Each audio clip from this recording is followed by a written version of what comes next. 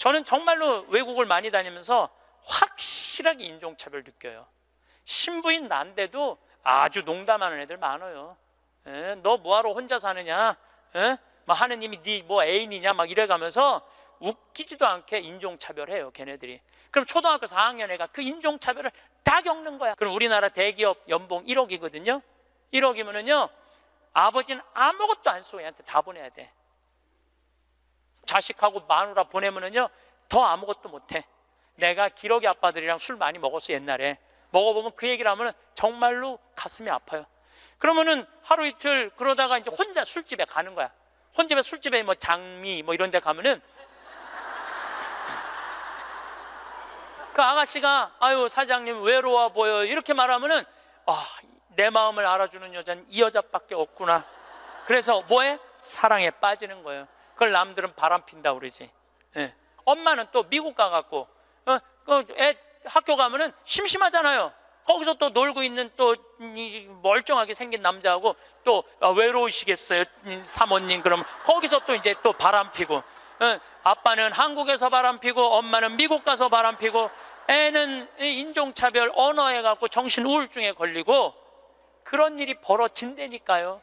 한두 집이 아니라니까요. 그러니까 애한테 공부를 가르치면 안 된다니까요. 행복을 가르쳐야 돼요.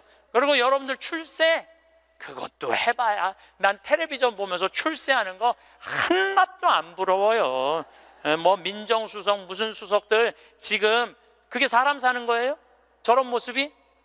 차라리 그 자리에 안 가면은 거짓말도 안 할 거 아니에요. 여러분들은 거짓말 일이 뭐가 있어? 누가 돈을 갖다 줘야지 안 받았다고 그러지. 누가 돈을 갖다 줘야지 안 받았다고 그러지. 참. 먹어본 놈이 먹고 놀아본 놈이 논다고. 먹고 마시고 노는 것도 아무나 먹고 마시고 노는 게 아니에요. 나는 직원들한테도 나중에 잘 안 해줘요. 언제 잘해줘? 지금 잘해줘. 지금 잘해주려면 지금 잘해줘. 나는 가끔 무슨 공항에 20년 동안 청소하는 아줌마들 140만 원 월급 준다는 게 난 이해가 안 되더라고요. 그건 식구로 생각하는 게 아니에요. 우리 집에 와서 일하면은 내 식구인데 적어도 우리 집에서 일을 하면서 인간의 품위는 유지하고 살아야 될 거 아니에요. 우리 생태마을은 작년에 매출액이 45억이었는데 올해 50억이야. 50억. 얼마나 뭐 청국장, 가루, 깻잎 많이 팔리는지 몰라요. 하루에 2천만 원씩 팔려. 하루에 2천만 원씩. 요즘 내가 사장인데 내가 사장이 뭐 할 것 같아? 맨날 먹고 마시고 노는 거야. 맨날 먹고 마시고 노는 거야. 직원들 줄 거 다 주고, 아끼지 않아요. 줄 거 다 주고. 그리고 이제 하도 이제 우리 신자가 아니라 비신자들이 물건을 많이 사니까 이제 사업자 등록을 해서 세금도 내요. 제가 세금을 내는데 1년에 2억 정도 세금이 나가요. 많이 나가요, 세금이. 그런데 텔레비전을 보면은 그 세금 떼어먹는다고, 탈세한다고 대기업 총수들이 막 마스크 쓰고 막 휠체어 막 타고 막 침대에 누워서 막 들어왔다 나갔다 하는 거 보면서 내가 텔레비 보면서 한마디 해요. 내가 뭐라고 그러냐면 내고 살지. 아유, 내가 이렇게 말해요. 내고 살면 되지. 뭘 그렇게 돈이 많은데 그걸 그냥 돈을 아낀다고 나라 돈 빼먹어가면서, 어려운 사람 나눠주는 거 빼먹어가면서. 초등학교 6학년 때 요 성적표를 가지고 30년 후에 추적을 해봤어요. 누가 행복하게 사나? 그랬더니 IQ 좋은 애도 아니고 성적 좋은 애도 아니고 뭐 좋은 애야? 생활기록부 좋은 애, 먹고 마시고 논 애들이요 결국은 잘 살더라 이거예요. 근데 이제 그 의사, 4년째 나 따라다니는 의사가, 신부님 나 비행기에서 떨어져서 죽었으면 좋겠어요. 차가 와서 쳐서 죽었으면 좋겠어. 그랬던 의사예요. 근데 잠비아 봉사활동 가면서부터 사는 게 즐거운 거야. 내 걸 나누니까 자기 존재의 의미가 있는 거예요. 근데 이 의사가 참 돈을 많이 버는 의사예요. 그런데 왜 죽고 싶으냐? 건물은 큰 걸 사놓고 그 빚을 해대느냐고. 화장실 가는 게 아까웠고 물을 안 마셔. 오줌 누는 시간이 아까웠고 진료 시간이. 그러니까 사는 게 즐겁지 않은 거죠. 황창현 신부님의 행복 특강 지금 바로 시작하겠습니다. 영상이 마음에 드신다면 구독과 좋아요, 알림 설정 부탁드립니다. 자, 기도 바치도록 하겠습니다. 성부와 성자와 성령의 이름으로. 사는 게 힘들다고 말한다고 해서 내가 행복하지 않다는 뜻은 아닙니다. 내가 지금 행복하다고 말한다고 해서 나에게 고통이 없다는 뜻은 정말 아닙니다. 마음의 문 활짝 열면 행복은 1000개의 얼굴로, 아니 무한대로 오는 것을 날마다 새롭게 경험합니다. 어디에 숨어있다 고운 날개 달고 살짝 나타날지 모르는 나의 행복과 숨바꼭질하는 설렘의 기쁨으로 사는 것이 오늘도 행복합니다. 영광이 성부와 성자와 성령께, 성부와 성자와 성령의 이름으로. 이건 내 기도가 아니고 이혜인 수녀님의 기도예요. 네, 수녀님이 너무너무 아름다운 글을 써갖고 참 수녀님이 항상 행복 얘기 많이 하시죠. 수녀님도 투병하시면서도 이렇게 멀리서 제가 이렇게 뵈면은 정말 하느님의 행복을 나눠주는 분 같아요. 자, 그렇다면 우리 인간은 잘 죽으려면 잘 살아야 돼요. 잘 사는 사람이 죽을 때 행복하게 죽을 수 있습니다. 이 세상에서 보통 안 먹고 안 마시고 안 놀고 고생한 사람이 70살에 당신 암이라고 그러면은 이분들이 공통적으로 하는 얘기가 있어요. 나는 억울해서 못 죽는다고. 공통적으로 하는 얘기가 그 얘기예요. 평생 고생만 하고 살았는데 나는 억울해서 못 죽는다고. 나는 호강해야 된다고. 이때부터 산삼을 캐와라, 좋은 의사를 대라, 다 소용없는 짓이에요. 그러니까 암 걸리기 전에, 당신 죽는다는 얘기하기 전에 이 삶을 만끽하고 삶의 기쁨 속에서 사실 필요가 있다는 겁니다. 그럼 우리나라 1살서부터 30살 행복하냐? 30살서부터 60살 행복하냐? 60살서부터 120살 행복하냐 이거예요. 제 얘기는 제가 왜 120살이라고 말씀드리느냐 하면 20년 전에 제가 강의할 때 앞으로 100세 시대 올 겁니다 라고 말씀드렸을 때 많은 할머니들이 이렇게 말했어요. 신부님, 끔찍한 소리 하지 마세요. 무슨 100살을 살아요? 그런데 요즘 텔레비전에 100세 안보장, 100세 연금보장 나와요, 안 나와요? 나오죠? 이런 거 나올 줄 꿈에도 몰랐을 거예요. 그럼 앞으로 20년 후에 텔레비전에서 100세 안보장, 100세 연금보장 나올까요? 20년 후에는 120세 안보장, 120세 연금보장 나오게 돼 있어요. 그렇다면 지금 60대신 분들은 앞으로 몇 년을 더 살아야 되느냐면은 60년을 더 살아야 돼요. 60년을. 아까 첫 시간에 제가 이런 말씀 드렸어요. 남편하고 자식들을 위해서 전부 바치지 말라고. 얼마만 바치라고? 반만 바치라고. 반은 누구를 위해서 남겨놔야 돼? 나를 위해서 남겨놔야 돼요. 내가 행복해야지 남편도 행복하고 자식도 행복한 거예요. 내가 불행한데 어떻게 남편하고 자식이 행복할 수 있습니까? 우리 부모님이 80 넘어 돌아가셨다. 한번 손 들어보세요. 80 넘어 돌아가셨다. 우리 부모, 이렇게 많아요. 부모님이 90 넘어 돌아가셨다. 손 들어보세요. 손 내리시고, 우리 부모님이 아직 90이 넘었는데 아직도 살아계시다. 손 들어보세요. 자, 혹시 우리 부모님 아니라 이모, 고모라도 100살이 넘은 사람이 있다. 한번 손 들어보세요. 거긴 몇 살이에요? 104살. 그 뒤에 분은 101살? 네. 보통 제가 이렇게 강의할 때 2분 정도 100살 넘은 부모님 있다고 얘기를 해요. 2분 정도. 무슨 얘기냐면은 지금 한국에 100살 넘은 사람이 몇 명이냐면 2만 명이에요. 2만 명. 100살 넘은 사람이, 아니 옆에 아무나 100살 넘은 사람이 있으니까 2만 명이 넘어요. 그럼 앞으로 20년 후에는 내가 보기엔 20만 명 훨씬 넘어요. 여기 그 대상자들 전부 앉아 있는 거예요. 대상자들 전부 앉아 있는 거예요. 그러면은 1살서부터 30살 행복하냐? 1살서부터 30살은 뭐 해야 되는 나이냐면은 엄마 아빠, 중요한 건 친구들하고 먹고 마시고 놀아야 되는 나이예요. 여러분들, 사람이 되려면 책상 안에서 공부를 해야지 사람이 되는 게 아니에요. 사람이 되려면은 친구들하고 어우러져서 뛰어놀아야지 사람이 돼요. 엄마 아빠랑 그 정을 느끼면서 뜨거운 어머니의 사랑, 아버지의 사랑을 느끼고 살아야지 사람이 되는 거예요. 책상 안에서 공부만 한다고 사람이 되는 게 아니에요. 근데 초등학교 1학년 애가 엄마 아빠 친구들이랑 좀 먹고 마시고 놀라고 그랬더니 엄마 아빠가 이렇게 말합니다. 이놈의 새끼야, 네가 지금 먹고 마시고 놀 시간이 어디 있어? 공부해야지. 초등학교 1학년 애가. 제가 한동안 영어학원을 다녔어요. 잠비아 이제 가느냐고. 영어학원 이제 지하에다 주차를 해놓고 1층에 애들이 타요. 애들이 타면 초등학교 애들이 타는 거죠. 영어학원 온다고 타는데 요만한 애가 가방을 2개를 메요. 앞에 하나, 뒤에 하나. 내가 물어봐요. 너 몇 학년이냐? 초등학교 1학년요. 그래요. 이 가방을 왜 2개냐? 이거 학교 가방, 이거 학원 가방. 딱 그래, 애들이. 또 요즘 애들 중에 내가 너무 놀란 애들이 있어. 들어올 때 보면은 가방 안 메고 와요. 여행용 캐리어를 끌고 들어와. 여행용 캐리어를.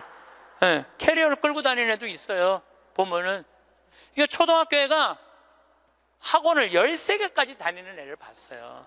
얘는 엄마 아빠 친구들이랑 먹고 마시고 놀 시간이 없는 애예요. 중학교 올라가면은요, 중학교 올라가면은 자율학습 해야지, 보충학습 해야지, 학원 다녀야지. 엄마 아빠랑 먹고 마시고 놀 시간이 어디 있어? 얘는, 인간은요 언제 행복하냐면은 먹고 마시고 놀 때 행복한 거예요. 이거는 내가 요즘 인문학 교수들 얘기를 들어보면 결론은 그거야. 근데 너는 나중에 행복해. 넌 지금 나중에 행복하려면 지금 먹고 마시고 놀지 말어. 그래갖고 먹고 마시고 놀지 못하게 해요.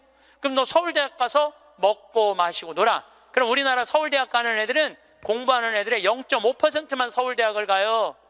99%는 서울대학 못 가요. 99%는 가지도 못할 서울대학 때문에 20년 인생을 다 날려버리는 거예요. 얘네들은 먹고 마시고 놀지 못하는 거예요. 그래서 얘네들 안에 뭐가 없느냐면 기쁨이 없어요.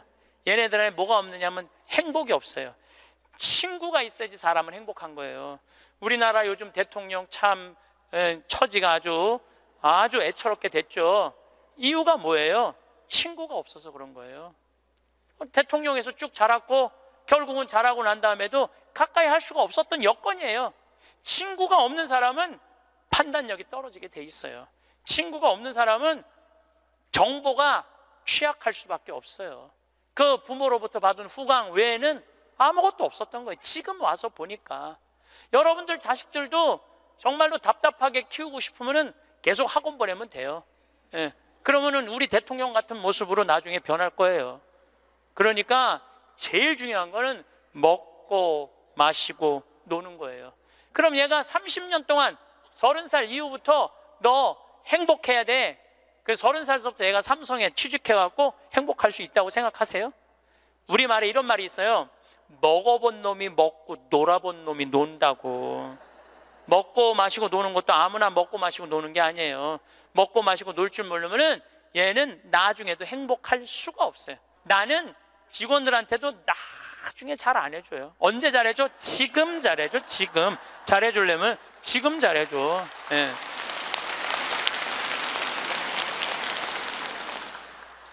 나는 가끔 무슨 공항에 20년 동안 청소하는 아줌마들 140만 원 월급 준다는 게 난 이해가 안 되더라고요. 그건 식구로 생각하는 게 아니에요. 우리 집에 와서 일하면은 내 식구인데 적어도 우리 집에서 일을 하면서 인간의 품위는 유지하고 살아야 될 거 아니에요. 그러니까 대우를 잘해줘요. 그런데 저는 학벌을 참 싫어해. 내가 아주 공개적으로 강의 때 얘기하잖아요. 난 서울대학 싫어한다고. 싫어해요. 저는 내가 서울대학 1년에 한 번씩 특강 꼭 가지만 그래도 싫어해요. 그래도 싫어해요. 예. 그래서 우리는 학벌을 따지지 않아. 직원 채용할 때 서울대학을 나왔든 유학을 갔다 왔든 이대를 나오든 연대를 나오든 일반 대학을 나오든 중학교를 나오든 고등학교를 나오든 초등학교를 나오든 첫 월급은 똑같아. 다 210만 원이에요. 아무리 잘났어도 210만 원, 아무리 못났어도 210만 원. 거기서부터 내가 평가하겠다는 거예요. 그리고 왜 내가 학벌을 따지지 않느냐 하면은 매주 띄우는데 뭐하러 서울대 졸업장이 필요해? 매주만 잘 띄우면 되지. 그렇지 않아요? 아니 매주가 서울대생만 보면 나 잘 떠야 되겠다 이래요? 나는 행복한 사람이 매주도 잘 띄우더라고 보니까. 이번에 우리 생태마을에서 깻잎을 4.5톤을 땄어요. 깻잎 장아찌 하려고 4.5톤 어마어마하게 땄어요. 그런데 깻잎 따는데 뭐하러 그놈의 2대 졸업장이 필요해? 그냥 그 2대가 뭐라고 그 온 나라를 뒤집어가면서 2대 집어넣어갖고 참 웃기지도. 우리는 깻잎 따는데 2대 졸업자 필요 없어. 뭐만 잘하면 돼? 깻잎만 잘 따면 돼. 깻잎만. 그런데 우리 생태마을에 이렇게 대우가 좋고 나는 나름대로 어제도 제가 새벽에 부모님하고 좀 어디를 좀 갈 일이 있어갖고 새벽 4시에 집을 나오는데 별이 이게 여러분들하고 같이 나누고 싶어. 근데 새벽 4시에 평창에 있어야 돼. 그 시간에 얼마나 영롱하고 아름다운지 참 좋아요. 너무너무 행복한 곳이에요 우리 생태마을. 그런데 우리 생태마을에 누가 남아서 일을 하느냐, 가만히 봤더니 이제까지 200명도 더 왔다 가고 이력서도 이렇게 쌓여 있어요. 취직하겠다고. 근데 결국은 어떤 사람이 남아있느냐 하면은 부모님하고 친구들하고 어렸을 때 먹고 마시고 논 애들이 남아서 일하더라고요. 간혹 저한테 신부님 우리 애가 우울증이에요, 우리 애가 왕따 당했어요, 우리 애가 컴퓨터 중독이에요, 우리 애가 알코올 중독이에요, 신부님 사람 하나 살리는 셈 치고 우리 애 좀 받아주세요. 내가 또 마음이 약하니까 받아줘요. 받아주면은 3개월 이상을 못 버텨요. 본인이 그런다고 생태마을의 환경이 아무리 좋아도 그렇게 내가 아까 얘기했죠. 먹어본 놈이 먹고 놀아본 놈이 노는 거라고. 어렸을 때 불행하게 자란 애들은요 그 공동체 안에서 직장생활 못해요. 아니 KBS에서도 실험을 했잖아요. IQ 좋은 애, 성적 좋은 애, 생활기록부 좋은 애, 이거 쉽게 말하면 먹고 마시고 노는 애. 초등학교 6학년 때 요 성적표를 가지고 30년 후에 추적을 해봤어요. 누가 행복하게 사나? 그랬더니 IQ 좋은 애도 아니고 성적 좋은 애도 아니고 뭐 좋은 애야? 생활기록부 좋은 애, 먹고 마시고 노는 애들이요 결국은 잘 살더라 이거예요. 결국은. 그러니까 여러분들 자식들한테 너 공부 잘해야지 행복하다는 얘기는 틀린 얘기예요. 이 얘기가 핀란드에서는 이미 결론이 난 거예요. 핀란드는 초등학교 입학 조건이 뭔지 아세요? 잘 노는 애. 잘 노는 애가 입학 조건이에요. 입학 이제 학생들 뽑으려고 전부 다 애들이 와 있잖아요. 근데 놀이시설을 딱 놀게 해요. 근데 한 애가 안 놀아. 그럼 부모 불러갖고 뭐라고 그러는지 알아요? 얘 유치원에 다시 보내라고. 왜 우리 애가 유치원에 가? 얘는 지금 노는 법을 모른다고. 놀아야지 사람이 되는 거예요. 놀아야지. 근데 우리는 먹고 마시고 노는 일을 아주 우습게 보는 거예요. 우리나라가 독일보다 4개월을 일을 더 해요. 4개월을 일을 더 하고 미국보다 3개월을 더 일을 해요. 1년에. 그런데 우리가 독일보다 잘 살아요? 미국보다 잘 살아요? 그렇게 뼈 빠지게 일을 하는데도 일한다고 돈 버는 게 아니에요. 제가 아주 재미난 일이 있었어요. 신나는 일이죠. 잠비아에 이제 우리 치과 의사들이 이번에도 1,400명 환자를 봤어요. 안과 의사 2분, 치과 의사 9분이 환자를 1,400명을 봤어요. 일주일에. 어마어마하게 환자를 봤죠. 근데 이제 그 의사 4년째 나 따라다니는 의사가 나 가기 전에는 맨날 신부님 나 비행기에서 떨어져서 죽었으면 좋겠어요. 차가 와서 쳐서 죽었으면 좋겠어. 그랬던 의사예요. 근데 잠비아 봉사활동 가면서부터 사는 게 즐거운 거야. 내 걸 나누니까 자기 존재의 의미가 있는 거예요. 근데 이 의사가 참 돈을 많이 버는 의사예요. 그런데 왜 죽고 싶으냐? 건물은 큰 걸 사놓고 그 빚을 해대느냐고. 화장실 가는 게 아까웠고 물을 안 마셔. 오줌 놓는 시간이 아까웠고 진료 시간이. 그러니까 사는 게 즐겁지 않은 거죠. 여러분들 인생에 정말 힘든 게 뭔지 아세요? 확장 이전이에요.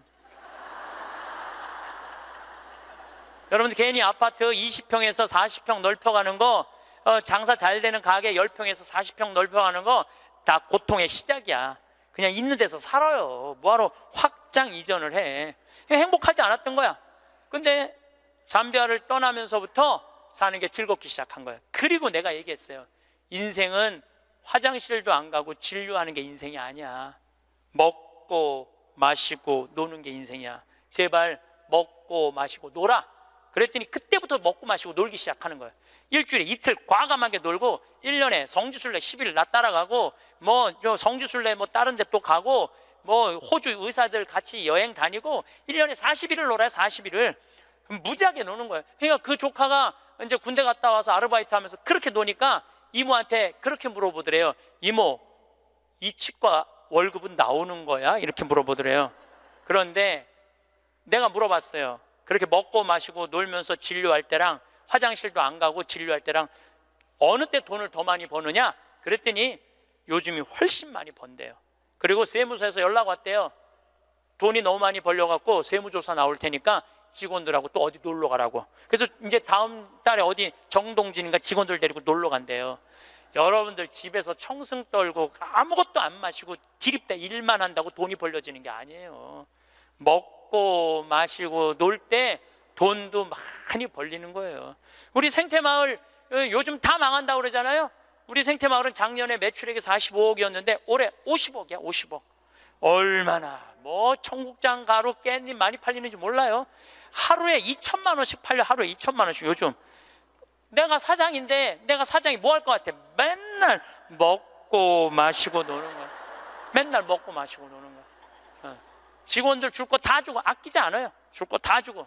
그리고 이제 하도 이제 우리 신자가 아니라 비신자들이 물건을 많이 사니까 이제 사업자 등록을 해서 세금도 내요. 제가 세금을 내는데 1년에 2억 정도 세금이 나가요. 많이 나가요, 세금이. 그리고 우리 국장이 신부님 왜 세금이 너무 많이 나가는데 현금은 신고하지 않아도 된다는 거예요. 그런 게 어디 있어? 현금도 다 신고해. 현금도 다 한 푼도 빼지 말고 다 신고. 야, 내가 신부로 사는데 왜 머리 복잡하게 살아? 그냥 있는 대로 보고하고 다 살아. 내가 세금 2억 내면은 국가가 그거 갖고 어려운 사람 도와주고 나라 돌아가는 거지.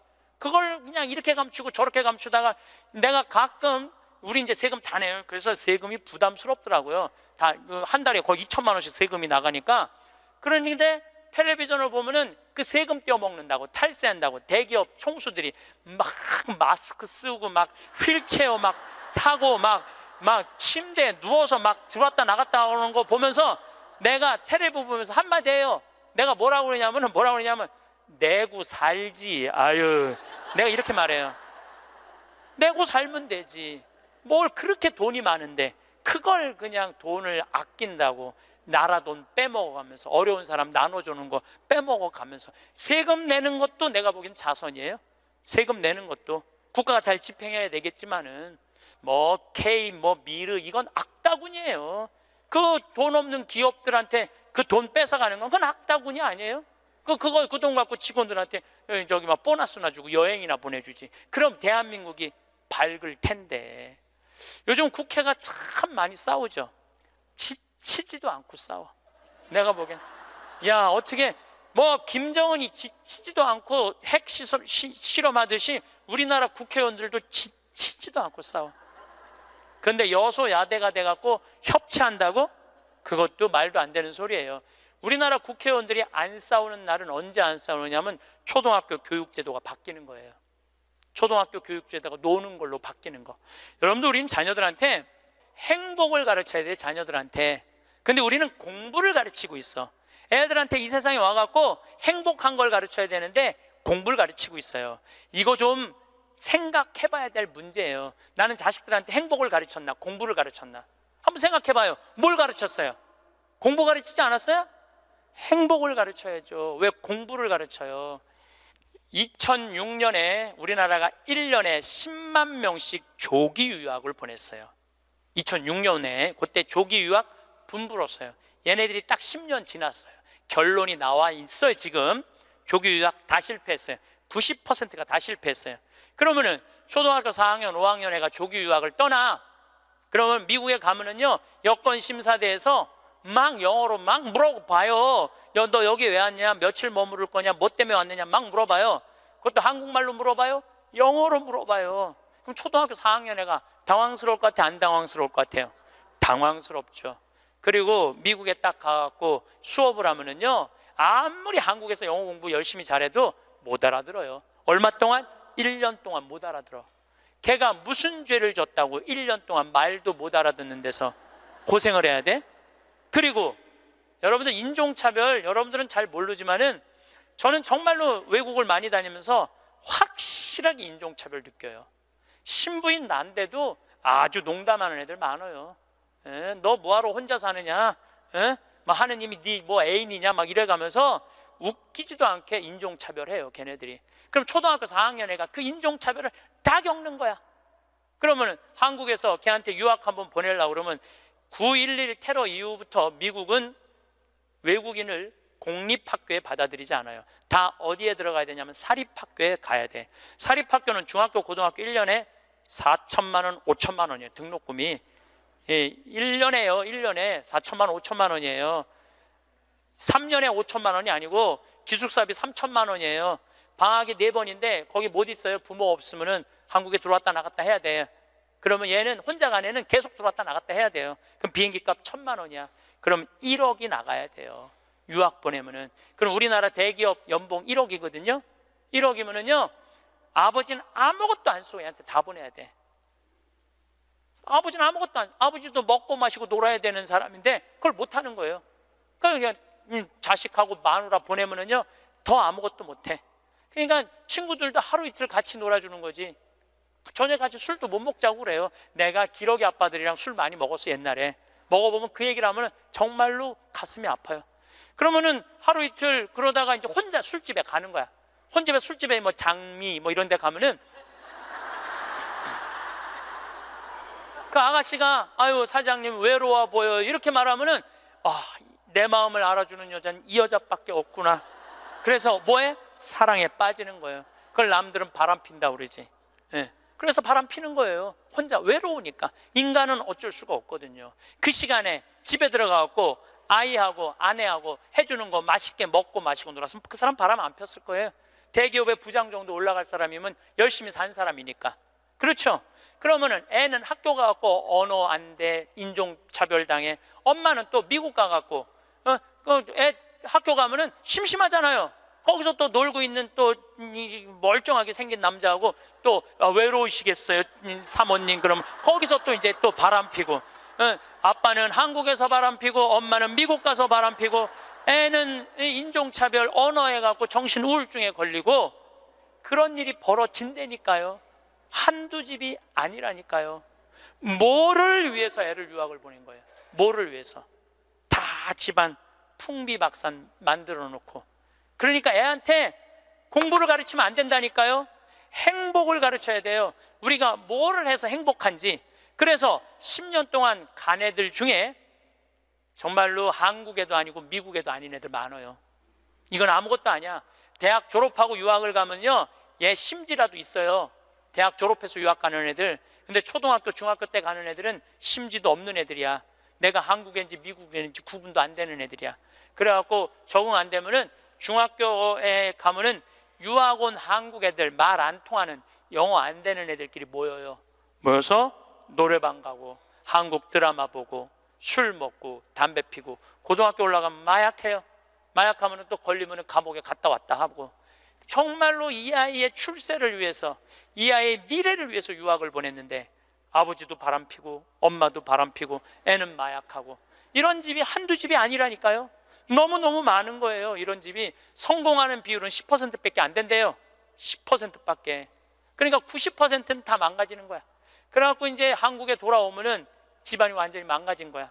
애는 집에서 나가지도 않고. 왜냐하면 유학이라는 건 갔다 왔는데 대학을 졸업한 것도 아니고 한국에서 취직되는 것도 아니고, 그러니까 아무것도 못하는 거야. 그래서 나한테 와서 신부님 얘 좀 고쳐달라는 거야. 자기가 10년 동안 망가뜨려 놓고 나한테 1시간 만에 고쳐달라는 거야.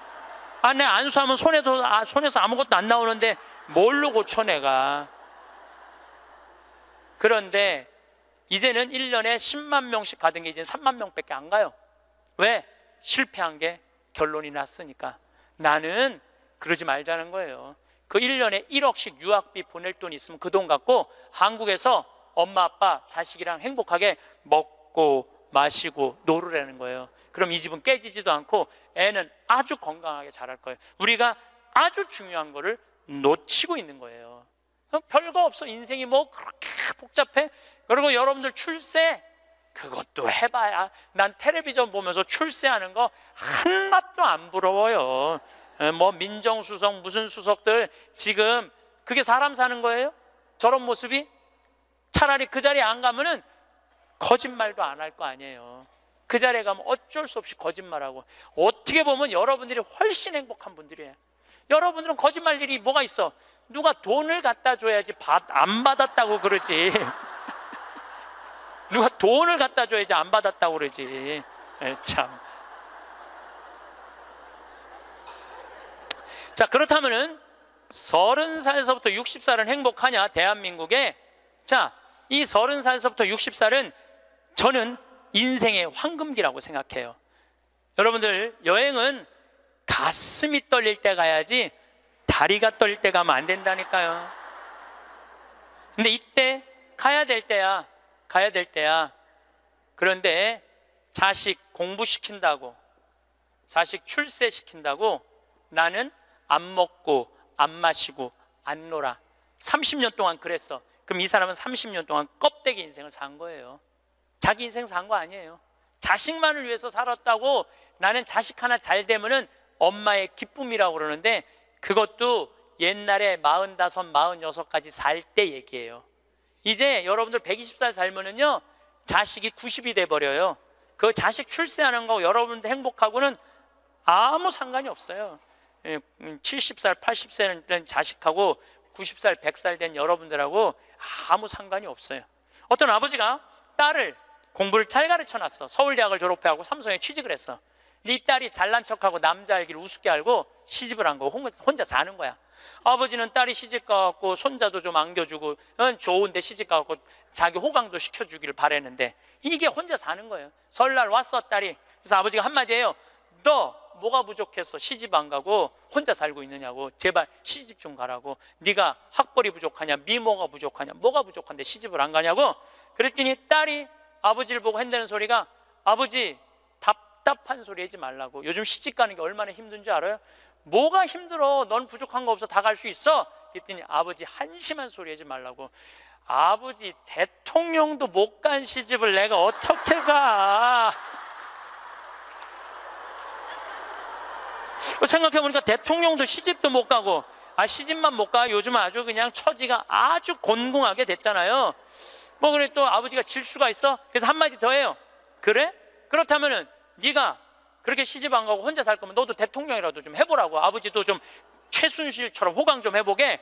그랬더니 딸이 아버지 보고 한심한 눈으로 쳐봐도 한마디 더 해요. 아버지 답답한 소리 하지 말라고. 뭐가 답답한 소리야? 아버지가 대통령을 했어야지 나도 해볼 거 아니냐고.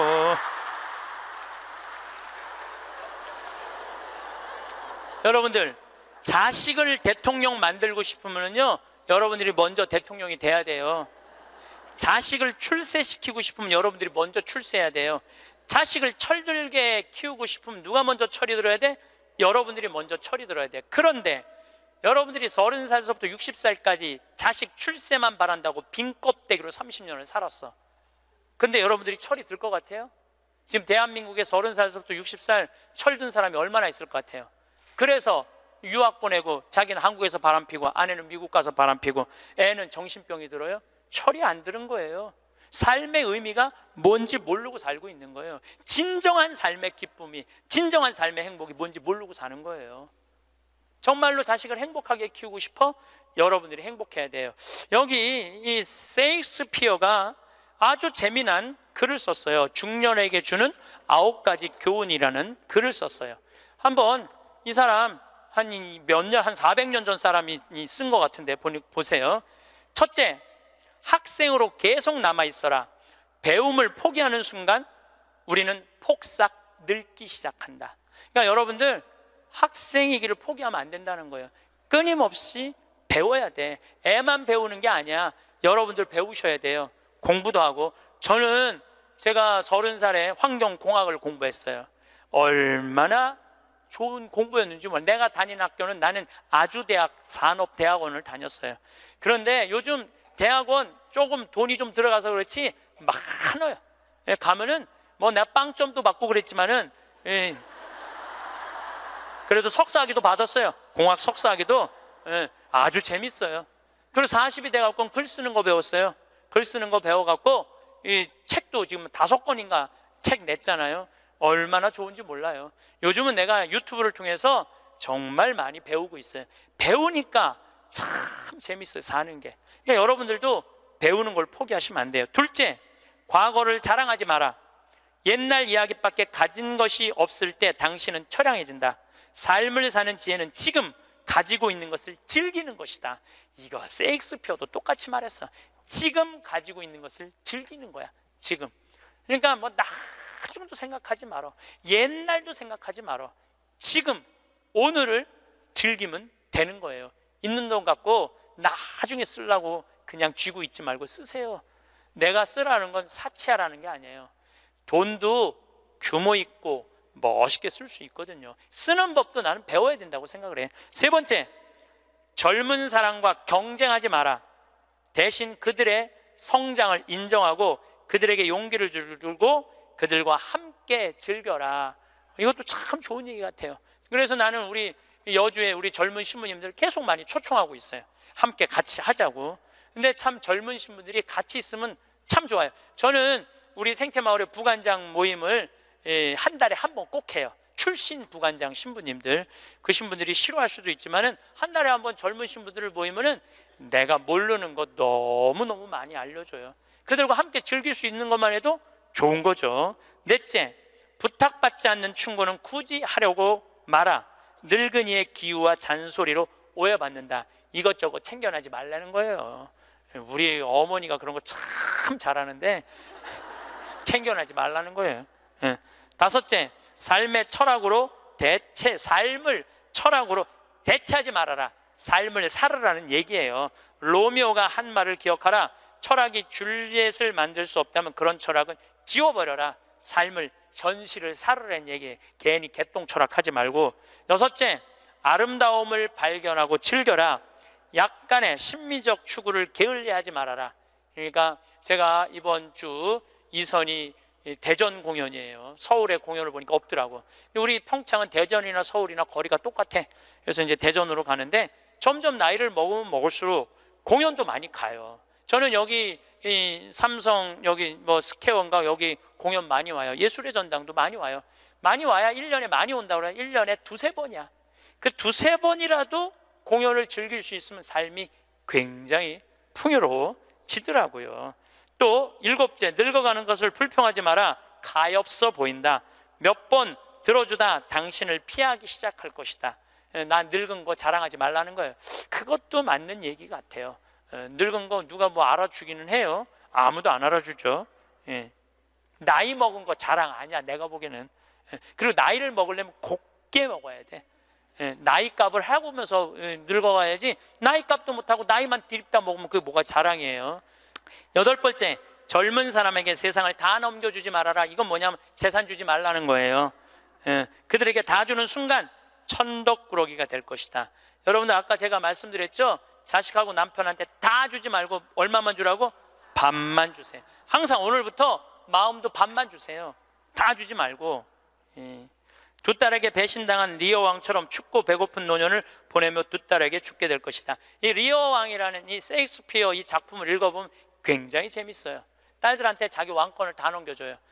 왕권 넘겨준 딸 때문에 이 사람 죽어요. 왕이 결국은. 그러니까 여러분들도 자식들한테 다 넘겨주지 마세요. 여러분들의 인생을 사세요. 아직 여러분들 한참 남아있거든요. 아홉 번째, 죽음에 대해 자주 말하지 마라. 죽음보다 확실한 것은 없다. 인류 역사상 어떤 예외도 없었다. 확실히 오는 것을 일부러 맞으러 갈 필요는 없다. 삶을 탐닉해라. 그때까지 삶을 먹고 마시고 즐겨라, 이 얘기예요. 먹고 마시고 즐겨라. 우리는 살기 위해 여기에 왔노라. 즐겁게 살라고 여기에 온 거란 얘기예요. 그러니까 이 30부터 60까지 여러분들은 나는 자식을 위해서 아무것도 안 한다, 이런 생각하지 말라는 거예요. 내 삶을 살아가라는 거예요. 그러면 60살서부터 120살은 행복하냐? 60살서부터 120살, 나는 자식한테 바라는 거 하나도 없어. 나는 보상 심리가 없어. 이거 다 거짓말이에요. 자식한테 왜 바라는 게 없어요? 얼마나 많이 바라는데요. 자식이 용돈 안 갖다 주고 전화 안 하고 찾아오지 않으면 섭섭하다고 얘기합니다. 여기 있는 분들 다 그렇게 얘기해요. 얘기 안 하는 분들 거의 없다고 보면 돼요. 그런데 여러분들 60살서부터 120살까지 어떻게 자식이 60년 동안 효도를 할 수가 있어요?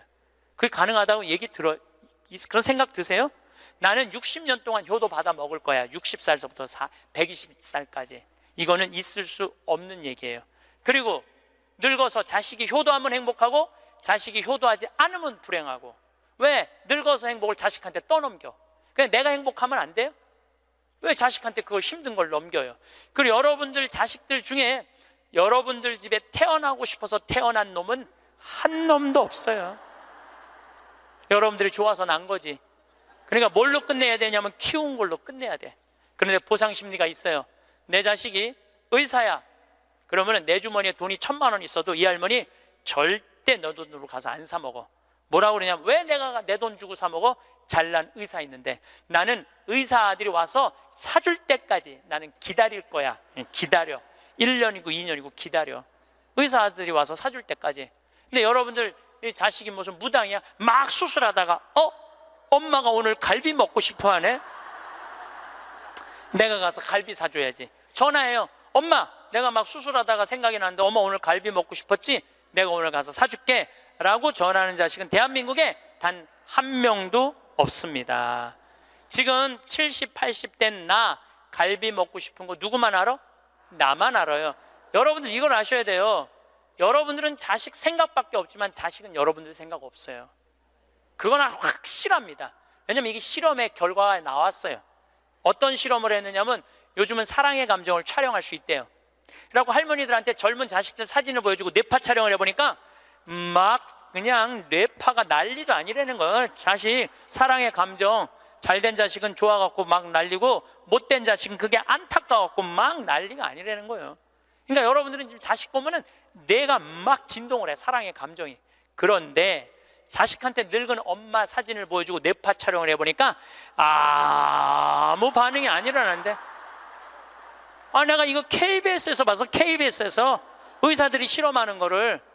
그러니까 여러분들은 자식 생각하는 거하고 자식이 여러분들 생각하는 거하고는 이건 차원이 달라요. 차원이. 정말 생각 없어요. 저도 어머니 아버지 86, 84살이에요. 그런데 내가 막 신부됐을 때, 어머니 60이었을 때 어머니가 그랬어. 늙으면 죽어야 된다고.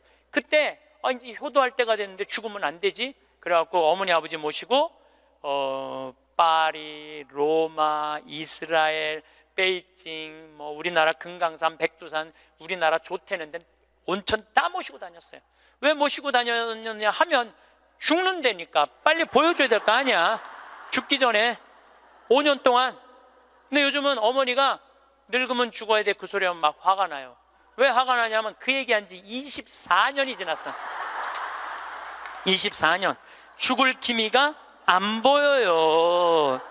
요즘 어떻게 잘 드셔서 그런지 완전히 얼굴이 새색시 같아. 새색시. 얼마나 이쁜지 몰라. 그러니 죽겠어요? 안 죽어요. 그럼 24년을 내가 효도를 할 것 같아요? 5년 하고 끝났어요. 나도 5년 하고. 요즘은 나 강의 막 다니다 보면 한 달 동안 한 번도 생각 안 할 때 있어요. 한 번도. 근데 어머니는 아침에 일어나고 제일 먼저 나 위해서 묵주기도 20단 한대요. 하루 종일 아들 생각하는 거지. 집에 가보면 온통 내 사진이야. 그냥 온통 내 사진. 그런데 놀라운 건 우리 사제관은 어머니 아버지 사진 하나도 없어요. 하나도. 그런데 나만 그렇겠어요? 여러분들 자식들 먹고 살기 바쁜데 생각 안 해요. 그러니까 이제 내 인생의 주인공은 누구라고 생각하면 돼? 나라고 생각하면 돼. 그러니까 내가 지금 갈비 먹고 싶은 거 누구만 알아? 나만 알아. 그럼 누가 사줘야 돼? 내가 사줘야 돼. 누구 돈으로? 내 돈으로. 무슨 돈으로? 집 잡혀서 사줘야 돼요. 집 잡혀서. 그런데 우리나라 노인이 지금 700만 명이에요. 65세 이상이. 그러면은 부부가 산다고 하면 350만 세대죠. 350만 세대 중에 집 잡혀서 주택연금으로 사는 세대는 3만 5천 세대에 지금. 그럼 100명 중에 1명만 연금으로 사는 거예요. 자, 나 65세 넘었다. 한번 손 들어봐. 65세 넘었다. 왜 손 안 들어? 여기 지금 다 내 눈에 보이는데 이렇게 많아. 자, 손 내리세요. 자, 이 중에 나 정말로 집 잡혀서 연금으로 생활하고 있다면 손 들어보세요. 지금 한 분, 두 분, 그러니까 제 말이 세 분, 네 분, 제 말이 맞아요. 지금 여기 한 1000여 분 있는데 거의 100명 중에 1명만 집을. 그런데 이 집 잡혀서 사는 분과 집 안 잡혀서 자식한테 물려주겠다는 분하고 삶의 질은 또 달라요. 집 잡혀서 한 달에 150만 원에서 200만 원을 받아 사는 사람들은요, 근심 걱정 하나도 없대요. 마음이 그렇게 편안하대요. 그런데 자식들 용돈 받고 집 물려줄 생각으로 용돈 받고 사는 분들은 어떤 딸은 자식이 10만 원도 갖다 주고 20만 원도 갖다 주고. 우리나라 평균 용돈이 10만 원이에요. 평균 부모님한테. 그럼 20만 원도 갖다 주고 30만 원도 갖다 줘. 근데 어떤 달은 100만 원도 갖다 줘. 100만 원도 갖다 주면 이 할머니가 그 돈을 못 써요. 왜 못 쓰는 줄 아세요? 다음 달에 얼마를 갖다 줄 줄 알고 이거 홀딱 닦았어. 그러니까 계속 불안하게 사는 거야. 계속. 그럼 늘 불만 속에서 사는 거야. 내 인생의 주인공은 난데 남한테 계속 기대고 사는 거예요. 그러시지 마세요. 내 강의를 듣고 정말로 당신 스스로 갈비를 사 먹으러 간 할머니들이 나한테 편지 많이 해요. 또 찾아도 많이 와요. 신부님 말대로 내 돈으로 사 먹어보니까 인생이 바뀌더래요. 어떻게 바뀌느냐면 더 이상 자식 기다리지 않게 되더래요. 그리고 더 이상 원망하지 않게 되더래요. 더 이상 섭섭한 거 없더래요. 그냥 내 돈 갖고 내가 사 먹으면 되지. 대신 너는 나한테 재산 끝이야. 이렇게 딱 정리가 되고 나니까 너무 편안하더래요. 그리고 남은 인생은 내가 책임질 수 있겠다라는 자신감이 생기더래요. 그래서 너무 감사하다고. 너무너무 감사하다고. 아니, 그 할머니 중에 내 강의에 딱 맞는 할머니 한 분 오셨어. 여기 여의도에 사는 분인데 개신교 다니는 분이야. 순복음교회 다닌대요. 빌딩이 3개가 있대. 우리 집에 왔는데 뭐 하여튼 에쿠스 뭐 900인가 뭐 리무진인가를 타고 왔는데 어마어마하게 좋은 차를 타고 왔어요. 예, 에쿠스가 아니라 제너시스. 기사를 대갖고 왔어. 근데 그러는 거예요. 신부님, 내가 40에 혼자 돼갖고 아들 셋을 키웠다는 거. 신부님 말대로 의사, 교수, 사장이라는 거예요. 근데 2년 전까지는 내가 너희들 그렇게 키웠는데 왜 나 한번 안 찾아오느냐, 맨날 원망했대요. 근데 어느 날 갑자기 내가 그러더래요. 늙어서 갈비 먹고 싶으면 지 돈으로 사 먹으라고. 왜 자식을 기다리느냐고. 근데 자기 돈으로 사 먹어보니까 더 이상 안 기다려지더래요. 섭섭한 거 없더래요. 그리고 사는 게 너무너무 즐겁더래. 내 자식하고의 이런 관계를 끊고 내 삶을 살다가 보니까 걸리는 게 하나도 없대. 그러니까 여러분들도 그렇게 사셔야 돼요. 언제까지 자식하고 엉겨서 그걸 살 수 있다고 생각하세요? 그냥 내 인생의 주인공은 나야. 내가 알아서 살아야 돼. 그래서 여러분들의 인생을 꼭 사시기를 바랍니다. 성부와 성자와 성령의 이름으로 아멘. 행복합니다. 마지막 돌아갈 곳이 어딘지 분명히 알고 있는 사람. 돌아갈 곳이 어딘지 알아 그 길을 닦으며 사는 사람. 먼 여정에도 가지고 갈 것이라고는 남에게 베푼 것뿐인 사람. 가지고 갈 것이 하나도 없이 살아온 흔적조차 남기지 않는 사람. 살아서는 조롱과 부끄러움에 비틀거리지 않는 날이 하루도 없었나니. 영광이 성부와 성자와 성령께. 성부와 성자와 성령의 이름으로 아멘. 감사합니다. 황창현 신부님의 행복특강 어떠셨나요? 황창현 신부님께서 말씀해 주신 중년에게 주는 9가지 교훈을 다시 들어보겠습니다. 첫째, 학생으로 계속 남아 있어라. 배움을 포기하는 순간 우리는 폭삭 늙기 시작한다. 둘째, 과거를 자랑하지 마라. 옛날 이야기밖에 가진 것이 없을 때 당신은 처량해진다. 삶을 사는 지혜는 지금 가지고 있는 것을 즐기는 것이다. 셋째, 젊은 사람과 경쟁하지 마라. 대신 그들의 성장을 인정하고 그들에게 용기를 주고 그들과 함께 즐겨라. 넷째, 부탁받지 않은 충고는 굳이 하려고 마라. 늙은이의 기우와 잔소리로 오해받는다. 다섯째, 삶을 철학으로 대체하지 마라. 로미오가 한 말을 기억하라. 철학이 줄리엣을 만들 수 없다면 그런 철학은 지워버려라. 여섯째, 아름다움을 발견하고 즐겨라. 약간의 심리적 추구를 게을리하지 마라. 일곱째, 늙어가는 것을 불평하지 마라. 가엾어 보인다. 아무리 친한 친구들도 당신의 불평을 몇 번 들어주다 결국에는 당신을 피하기 시작할 것이다. 여덟째, 젊은 사람들에게 세상을 다 넘겨주지 마라. 그들에게 다 주는 순간 천덕꾸러기가 될 것이다. 아홉째, 죽음에 대해 자주 말하지 마라. 죽음보다 확실한 것은 없다. 인류의 역사상 어떤 예외도 없었다. 확실히 오는 것을 일부러 맞으러 갈 필요는 없다. 그때까지는 삶을 탐닉하라. 중년에게 주는 9가지 교훈을 잘 지키신다면 행복한 노후, 건강한 노년이 되실 거라 생각합니다. 마지막으로 황창현 신부님의 행복특강을 바탕으로 늙어서 자식에게 짐이 되지 않는 3가지 방법을 말씀드리겠습니다.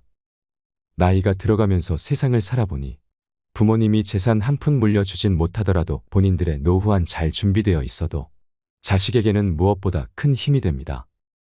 부모가 노후 준비가 잘 되어 있으면 자식들은 내 앞가림만 잘하면 된다는 생각에 마음 한구석에 안심이 됩니다. 행복한 노후는 자식에게 독립하면서부터 시작한다고 합니다. 부모가 자식을 키웠으니 자식도 부모를 부양해야 한다는 인식은 시대착오적인 생각입니다. 내가 너 키우느라 들인 돈이 얼마인데 내 노후를 방치해라는 생각으로 자식에게 바란다면 부모나 자식 모두 불행해집니다. 늙을수록 자식에 연연하지 말아야 합니다. 성장하여 가정을 이룬 자식에게 관심을 갖는 것은 사랑이 아니라 의지의 표현일 뿐입니다. 자식에게 희생하며 애지중지 길렀더라도 부모의 노후는 스스로 준비해야 합니다. 옛부터 내리사랑은 있어도 치사랑은 없다는 말이 있습니다. 부모가 자식을 사랑하는 것은 자연스러운 일이지만 자식이 부모를 위해 희생하기는 좀처럼 흔하지 않다는 것을 의미하는데요. 노후 준비가 덜 된 부모가 병원비, 생활비에 도움을 받고 싶은 마음은 이해합니다. 자식으로서 기본적인 도리로 도움을 준다면 좋겠지만 자식이 부모 세대보다 더 살기 힘든 게 요즘 시대라서 도움을 못 받아도 서운하다 생각하지 않아야 합니다. 형제 간 갈등은 부모로부터 시작한다고 합니다. 부모가 자식으로부터 독립하지 못하면 자식들 사이에도 누가 부모를 어떻게 모시나 하며 다투는 등 갈등의 씨를 남겨주는 꼴이 되고 맙니다. 그럴 때 가장 가슴 아픈 것은 부모겠지요. 부모에게는 10자식도 짐이 아니지만 자식들에게는 부모가 짐이 된다는 현실을 받아들이셔야 합니다. 요즘은 부모가 자식을 모시고 사는 시대라고 합니다.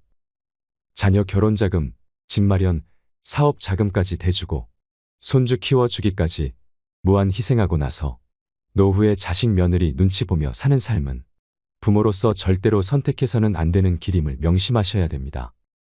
부모가 쉽게 퍼준 사랑은 자식들은 당연한 걸로 여기고 고마워하지 않습니다. 물론 모든 자식이 그런 것은 아니지만 만약을 위해 미리 신중할 필요는 분명 있을 것입니다. 자식에게 무조건 퍼주지도 말고 부담 주지도 말고 100세까지 내 돈으로 내가 사는 게 현명한 길입니다. 노후에 자식이 있어야 된다는 소리는 하지 마시고 내 몸은 내가 건사하면 됩니다. 자식이 나를 위해 무엇을 해줄 수 있는지 기대하는 대신 내 노후를 위해 무엇을 해야 할 것인가에 초점을 맞추셔야 됩니다. 그래서 오늘은 자식에게 짐이 되지 않기 위해 준비하셔야 되는 3가지 방법에 대해 말씀드리려고 합니다. 여러분들의 행복한 노후에 대해 깊이 생각해보는 시간이 되셨으면 좋겠습니다. 첫째는 건강, 신체적 독립입니다. 누우면 죽고 서면 산다. 나무는 뿌리부터 썩고 사람은 다리부터 무너진다 라는 말이 있습니다. 맞는 말입니다. 나이가 들수록 정기적인 운동이 필요합니다. 근육을 키워야 합니다. 근육만이 100세의 시대를 책임질 수 있습니다. 근육이 효자입니다. 근육은 연금보다도 자식보다도 강하고 든든한 나의 버팀목입니다. 둘째는 돈, 경제적 독립입니다. 자식에게 다 퍼주면 굶어 죽고 안 주면 맞아 죽고 밥만 주면 달달 볶여 죽는다라는 말이 있습니다. 정답입니다. 자식이 성장을 하면 자식과는 일정한 거리를 두셔야 합니다. 자식에게 올인하지 마세요. 그리고 노후 자금은 반드시 챙겨 두셔야 합니다. 가난한 부모는 자식에게 짐만 될 뿐입니다. 나 홀로 요양병원이나 다른 시설에서 쓸쓸히 죽고 싶지 않다면 노후 자금을 반드시 챙겨 두셔야 합니다. 셋째는 취미생활, 정신적 독립입니다. 혼자 있으면 치매가 찾아옵니다. 우울증은 치매로 가는 지름길입니다. 혼자 있지 마세요. 나이를 먹을수록 친구를 만나야 합니다. 그리고 무엇이든 하세요. 그림도 그리고 일기도 쓰고 노래도 부르고 아니면 노래 교실이라도 다니세요. 과거는 흘러갔습니다. 자식도 과거의 산물입니다. 과거에 얽매이지 마세요. 더 이상 자식에 연연하지 마세요. 자식은 그저 짝사랑의 대상일 뿐입니다. 찾아오지 않는 자식을 기다려봐야 허무할 뿐입니다. 그러다 치매가 찾아오면 모든 것은 끝입니다. 사람들을 만나고 함께 어울리는 시간을 많이 갖는 것이 치매를 예방하는 가장 좋은 방법입니다. 이상으로 책틀맨이었습니다. 지혜를 쌓는 당신의 오늘이 아름답습니다. 더 좋은 영상으로 찾아뵙겠습니다.